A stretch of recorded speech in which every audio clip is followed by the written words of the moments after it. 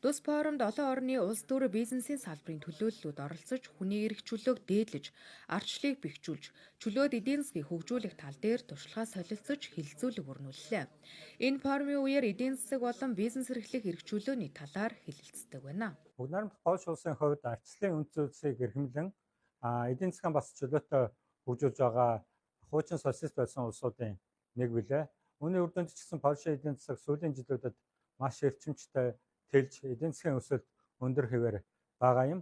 Энэ өдрүүдэд бүгд найрамдах Польш улсын нийслэл Варшав хотноо чөлөөт эдийн засгийн форум хуралдаж байна. Манай Монгол улс ардчлал бэхжээд чөлөөт эдийн засаг руу шилжих явцууд тундаа нэлээд хид хідэн алдаатай зүйлсүүдээс болоод өнөөдөр бид бүхэн бас хэдий сайн урагштай явж чадахгүй байгаа ч гэсэн магадгүй бид нар Польш улсын туршлага дээрээс үндэслээд одоо байгаа асуудлуудаар шийдэхэд илүү төхөмтэй болов гэж харж байгаа. Тэр утгаараа бас шийдвэр гаргах төвшөнд ажиллаж байгаа хүмүүс ч гэсэн манайхтай адил төстэй одоо социалист системд байж байсан улсууд хэрхэн яаж өнөөдрийн нийгэмд одоо өнөөдрийн геополитикийн нөхцөл байдал хүнд байгаа нөхцөлд ч гэсэн өөрсдийн эдийн засаг болон амжиргааны төвшингээ хэрхэн яаж сайжруулж байгааг харах бас ийм одоо чухал ач холбогдолтой болов гэж харж байгаа.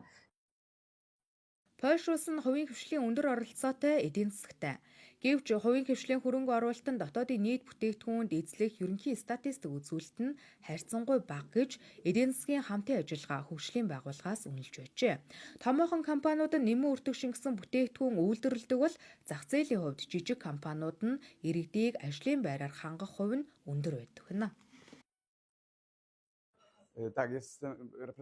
За манай сан бол эдийн засгийн эрх чөлөөт байдал, хуваарай бизнес эрхлэх эрх чөлөөг дэмжин үйл ажиллагаа явуулдаг байгууллага юм а.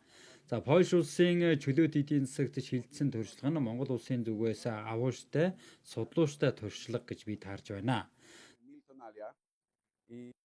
Польш улсын нийт дотоодын нийт бүтээгдэхүүн 2024 онд ойролцоогоор 914.7 тэрбум Америк доллар гарчээ. Засгийн газар нь хөрөнгө оруулалтыг дэмжих шин санаачилгуудыг хэрэгжүүлж байна.